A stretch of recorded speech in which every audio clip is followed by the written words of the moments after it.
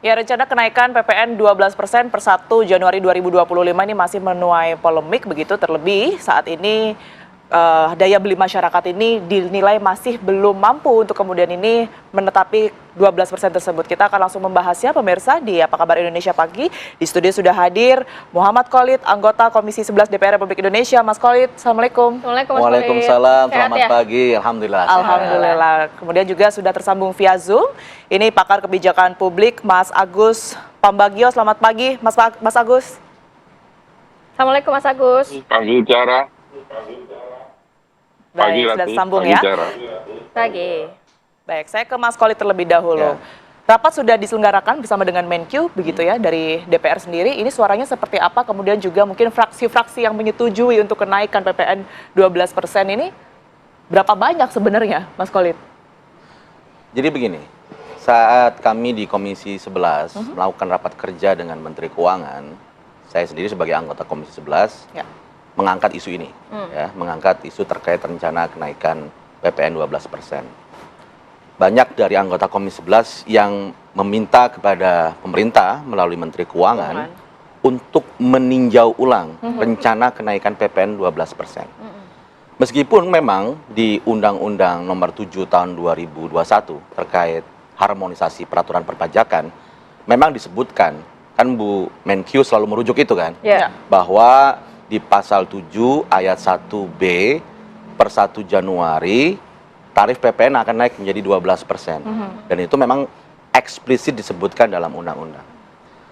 Namun dalam rapat kerja waktu itu juga kami sampaikan bahwa di pasal yang sama, di ayat yang lain, ayat ketiga ya, disebutkan bahwa untuk kebijakan kenaikan tarif PPN 12% itu diberikan ruang manuver kebijakan. Ada range-nya. Untuk? Bisa diturunkan ke angka 5% bahkan.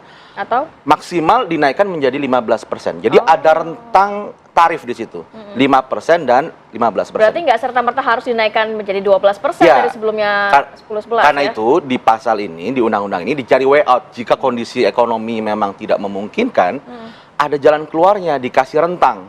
Yaitu 5% sampai 15%. Caranya bagaimana? Pemerintah mengeluarkan PP, peraturan pemerintah. Nah, tentu di sini kami pada waktu rapat kerja dengan Menteri Keuangan menyampaikan, mari coba kita dudukkan secara rasional, situasi ekonomi masyarakat kita saat ini seperti apa. Karena begini, kita melihat bahwa kondisi daya beli masyarakat itu sedang melemah. Ya. Dan kalau kita lihat bahwa konsumsi masyarakat ini kan kontributor terbesar pertumbuhan ekonomi di Indonesia, sekitar 53%. Ketika daya beli masyarakat ini semakin melemah, dinaikkan PPN dari 11% menjadi 12% tentu akan memukul daya beli masyarakat. Ini pasti akan terdampak yang sangat signifikan kepada kelompok masyarakat menengah bawah, kelompok miskin, rentan miskin. Bahkan, ini catatan penting juga, dalam 5 tahun terakhir, kelas menengah kita, kelas menengah kita yang merupakan motor pertumbuhan ekonomi ini, itu mengalami penyusutan yang luar biasa. Ya, ada sekitar 9,48 juta kelas menengah dari 2019 sampai turun 2024 itu datanya. Statusnya turun dari kelas menengah menjadi calon kelas menengah.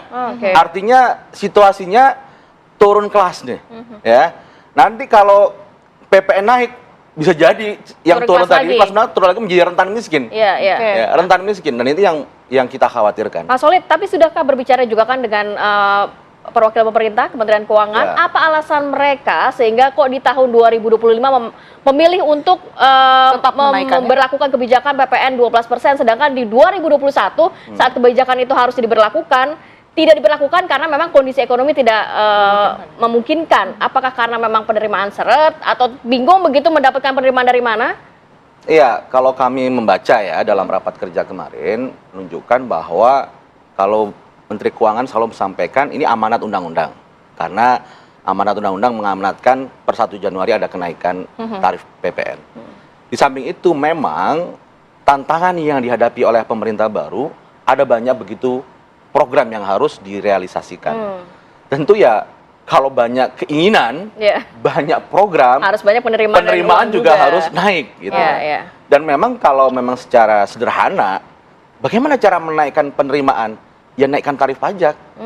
Tarif PPN tadi itu. Paling mudahnya itu ya? Paling mudahnya itu. Sehingga kami di DPR RI meminta jangan mencari jalan pintasnya saja dengan menaikkan tarif gitu ya.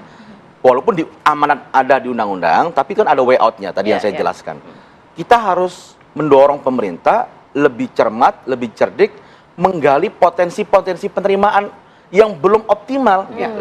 Kemudian menghentikan kebocoran, penghindaran pajak, penggelapan pajak, dan sektor-sektor yang under tax, pajaknya yang masih sangat rendah. Baik. Ya, nah itu yang kemudian kita dorong. Kalau hanya sekedar naikkan tarif pajak ya itu cara termudah kan ya. Tapi kan kasihan masyarakat kita, kasihan Pasti ada konsumsinya dampaknya terdampak, juga. Ya. pelaku usaha juga biaya produksinya pasti akan naik, betul nggak? Iya.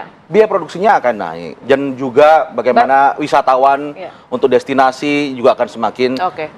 berat ya. Baik. Daya saing produk kita ekspor juga akan semakin melemah dan dampaknya banyak dan ini harus Dampaknya dipertimbangkan bukan hanya semata-mata menaikkan penerimaan negara ya, tapi kita harus melihat dampak secara keseluruhan. Baik, dampaknya banyak yang harus dipertimbangkan. Saya akan meminta pertimbangan terlebih dahulu ke Mas Agus, begitu ya.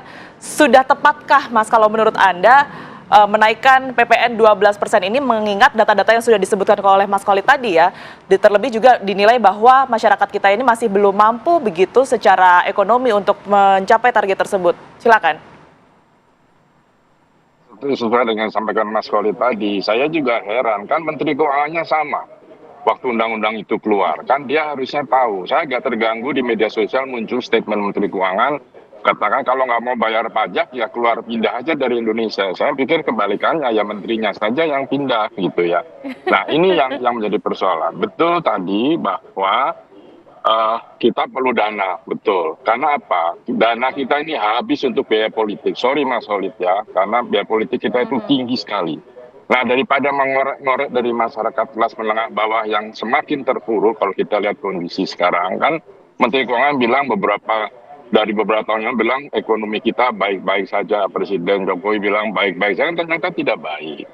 Nah, maksud saya sekarang, kenapa sih pusing-pusing menaikkan pajak PPN yang akan berdampak pada masyarakat? Tentunya negara harus bertanggung jawab. Artinya apa? Korupsi kita tinggi sekali. Sekarang sudah bukan jutaan, miliaran loh. Sekarang triliunan. Iya. Kenapa? Uang itu kemana? Ya kan? Jadi berantas saja korupsi pasti pendapatan negara naik. Itu sudah pasti. Nah sekarang karena tidak berani melakukan itu, penegak hukum tidak berani melakukan itu, yang dikuyok-kuyok itu masyarakat. Ini sudah terganggu. Saya ngukurnya mudah kok. Saya bukan ekonom. Saya mengukur mudah bahwa permintaan bantuan kepada saya secara pribadi itu meningkat drastis dibandingkan tahun lalu. Artinya apa? Kawan-kawan ini sudah sulit hidupnya. Mereka menganggap saya masih sering muncul di TV, mungkin honornya besar, padahal honornya buat naik Gojek aja gitu ya. Nah maksud saya, ini jangan ditekan masyarakat. Pemerintah sekarang udah diredam dulu. Kalau makan gratis tidak bisa, ya tidak bisa. Masa mau minta makan gratis harus ngemis ke negara-negara lain? Itu kan agak aneh. Nah jadi maksud saya, tunda ini, toh ruangnya ada. Ya saya minta Menteri Keuangan tunda ini, karena ini dampaknya kan lebih buruk. Sekarang kemarin kawan-kawan saya di properti sudah bilang bahwa karena ada rencana atau pemerintah, dan ini Menteri Perumahan Rakyat untuk memberikan rumah 200 sekian rumah gratis, itu rumah-rumah yang di developer tidak laku, yang harganya di bawah sekitar 300-400 juta. Ini kan jadi selain pemerintah arah kemana, kebijakan moneternya juga tambah nggak jelas. Jadi menurut saya tunda dulu karena ruangnya ada, tidak usah bicara lagi di bahwa ini harus ya penghematannya di pemerintah itu sudah penghematan dengan 50 jalan sekarang saja sudah membuat hotel, restoran, tempat wisata dan sebagainya yang bergantung pada APBN itu berkurang drastis loh. Mau kemana lagi? Masa kutipan kenaikan PPN untuk bansos, kita ini memang bangsa bansos gitu loh. Ya ini yang harus dihindari. Pemerintah harus meng-create lapangan pekerjaan gitu. Mas Agus, memang dampaknya ini ada dampak langsung dan juga tidak langsung mungkin yang akan dirasakan oleh masyarakat nantinya kalau dinaikkan PPN 12% di tahun 2025. Tapi ada nggak sih caranya, mungkin jangan PPN 12% lah, mungkin cukai rokok atau dari mana lah pendapatan opsi lainnya yang bisa dilakukan oleh pemerintah? Iya, sudah. Cukai rokok udah naik, mau naikkan. Sekarang ada lagi cukai tambahan, misalnya minuman pemanis, kemasan. Memangnya karena itu penyebab diabetes. Sampai hari ini saya tanya pada semua ahli, studinya mana? Ada nggak penyebab minuman dalam kemasan itu penyebab diabetes? Karena masyarakat kita juga banyak jajanan lain yang tidak dikemas. Itu kan harus diperhitungkan. Jadi apa yang mau jadi agak ngawur nih sekarang. Padahal Menteri Keuangannya sama loh, periode dulu sama sekarang. Jadi artinya beliau paham betul apa yang terjadi di pasar. Kalau dinaikkan seperti apa? Ya karena kita ini GDP-nya tinggi memang, tapi tinggi yang kaya tambah kaya betul, yang melarat sudah ndelosor betul, nggak bisa apa-apa. Nah ini jadi jangan hanya bermain, saya bukan ekonom ya, jangan bermain pada GDP kita itu timpang sekali. Nah ini yang harus diperhatikan, sudahlah, pikirkan Menteri Tenaga Kerja itu bagaimana Menteri Perindustrian, Menteri Perdagangan untuk memikirkan apa dalam 100 hari sekarang ini, apa yang jangan hanya mungut-mungut dari masyarakat. Kalau mau tax amnesty lagi. Jadi semua pengusaha-pengusaha besar itu saya yakin masih ada yang diumpetin. Ya kan? Terus sisa korupsi kan sekarang tidak masuk bank lagi, takut PPATK. Masuknya di rumah, di gudang lah, di dalam tembok lah, di mana-mana. Kalau di safety box bisa ketahuan juga. Nah, hal semacam ini yang harus diurus. Baik, kita masih akan membahas ini tentunya, tapi kita harus jeda terlebih dahulu. Pemirsa, Apa Kabar Indonesia Pagi akan kembali untuk Anda sesaat lagi.